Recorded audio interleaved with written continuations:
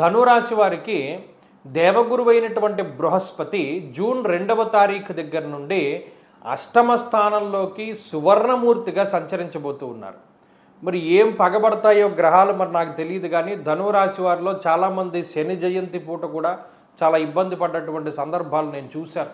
అర్ధాష్టమ స్థానమందు శని విపరీతమైనటువంటి చెడు ఫలితాలను ఇస్తూ ఉన్నారు. గురుబలం ఉన్నా కూడా గురుబలం పూర్తి స్థాయిలో చాలామందికి అందట్లా గతంలో వచ్చినటువంటి మూర్తిత్వం. పోనీ ఈ సంవత్సరం మూర్తిత్వం బాగుంది, సువర్ణమూర్తి వచ్చారని చూసినా కూడా అష్టమంలోకి వెళ్ళిపోతున్నారు. కాబట్టి ఈ జూన్ 2 దగ్గర నుండి అక్టోబర్ 30 ఈ మధ్యకాలం మాత్రం ధనురాశి వారు జాగ్రత్తగా ఉండాలి. అక్టోబర్ 30 దగ్గర నుండి జనవరి 26 వరకు మరలా 9వ స్థానంలోకి గురుడు వెళ్ళి ఆయన యోగాన్ని ఇస్తారు. మరలా జనవరి 26 నుండి జూన్ నెల 2027 వరకు మరలా అష్టమంలోకి వచ్చేస్తారు.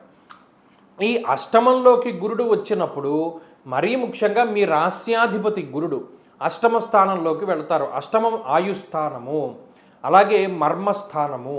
మరీ ముఖ్యంగా అతి రహస్యమైనటువంటి విషయాలు మన జీవితంలో ఏవైతే ఉంటాయో అవి బట్టబలైపోయేటువంటి ప్రమాదం ఉంటుంది. ఎవడో ఒకటి చెప్పేస్తాడు, లేదా ఎవరికైనా కనబడుతుంది, ఏదైనా విషయం తెలుస్తూ ఉంటుంది, ఇంటి గుట్టు తెలిసిపోతూ ఉంటుంది. చోర అగ్ని నృప భీతిశ్చ గాత్ర గాంభీర్య నాశనం. అష్టమంలో ఉండేటువంటి గురుడు మనిషిని సైలెంట్ చేసేస్తాడు. అప్పటి వరకు చాలా గంభీరంగా తిరిగినటువంటి వ్యక్తి చాలా సైలెంట్ అయిపోతాడు. గాత్ర గాంభీర్య నాశనం, ఎవరితోనూ మాట్లాడాలి అని కూడా అనిపించదు. అలాగే సైలెంట్గా ఉంటారు, మదన పడిపోతూ ఉంటారు, ఎవరితోనూ మాట్లాడరు, ఏదో మౌనవ్రతం చేస్తున్న వాళ్ళలాగా దిగాలుగా ఉండిపోతూ ఉంటారు. అలాగా గురుడు అష్టమంలో ఇబ్బంది పెడతారు. అలాగే దొంగల వల్ల కానీ, అగ్ని వల్ల కానీ, పై అధికారుల వల్ల కానీ, ప్రభుత్వాధికారుల వల్ల కానీ ఇబ్బందులు వాటిల్లేటువంటి ప్రమాదం ఉంటుంది. అలాగే అవకాశం కోసం ఎదురు చూస్తూ ఉంటారు.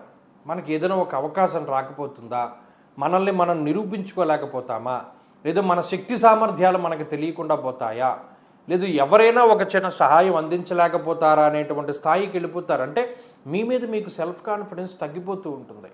ఇవన్నీ అష్టమ గురుడు వల్ల వచ్చేటువంటి సమస్యలు.